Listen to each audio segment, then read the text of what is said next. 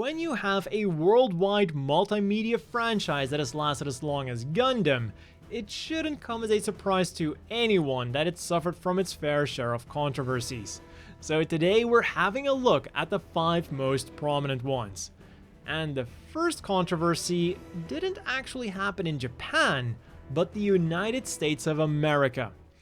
Even though Gundam Wing was the series that brought Gundam to most of the West, and is now fondly remembered by many of us, not everyone was equally enthusiastic about the names of these giant robots. Darkscythe Heck apparently went too far, and the model kits wouldn't be sold in Toys R Us across the nation. And this would have a direct influence on the second Gundam series that made it to the States, G Gundam. With some of the most notable name changes being God Gundam becoming the Burning Gundam, Devil Gundam becoming Dark Gundam, and the very white Gundam Heaven Sword becoming the Soaring Raven Gundam, a bird whose color is of course famously black. Not to mention that if you wanted to name the thing after a bird, the Gundam's theme is actually related to the eagle. And the silly name changes didn't stop there. I can understand why you'd want to change the name of the Tequila Gundam to Spike Gundam for a kids show, and swapping out the more political John Bull Gundam for Royal Gundam is also fair. Not only does it sound better with just a bit more oomph behind the name, but I think it also fits the theme better. But can someone please tell me what's so offensive about the Lumber Gundam that it needed to be changed to the Grizzly Gundam? And we have more silly changes like Nether Gundam to Hurricane Gundam, Kowloon Gundam to How Gundam, Nobel Gundam to Noble Gundam, Pharaoh Gundam to Mummy Gundam, and Spiegel Gundam to Shadow Gundam. I know a lot of offensive words and things in German, but Spiegel isn't one of them.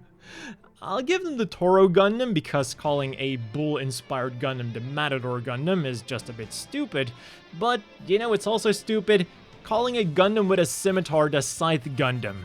At least this was fixed in the action figure. And of course, the whole Death Army gang was renamed to the Dark Army. Because they don't kill you to death, they send you to the Shadow Realm instead.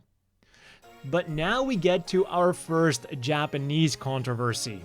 With Gundam Seed really living up to its name, Japanese audiences were shocked to see a scene where Kiro got out of bed with Flay and had to put his pants back on, suggesting that the two had just become the first Gundam characters to consummate their relationship on screen.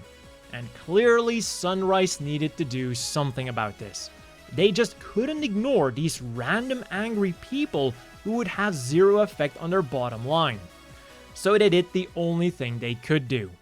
They extended the scene for the special editions and kept it in for the HD remasters.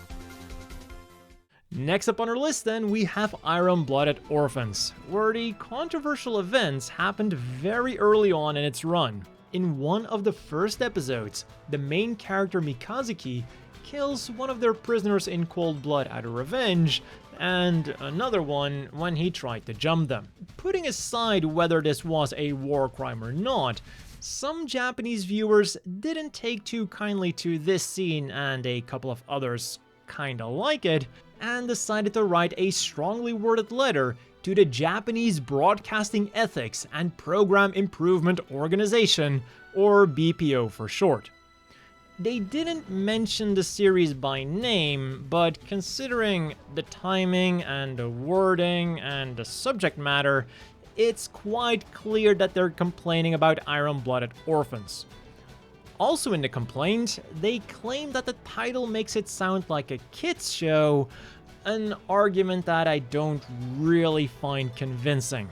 Additionally, the show literally opens up with the main characters being treated as lesser beings and suffering from several forms of abuse. So I'd argue that the show made it very clear what kind of H rating it was beforehand. Still, it doesn't seem like the complaints ever went anywhere because I can't find any follow-ups to the story, and Blooded Orphans also didn't really get any less gruesome in my opinion. And more violence complaints came from our 5th and final entry, Witch from Mercury, the splat that could be heard around the world.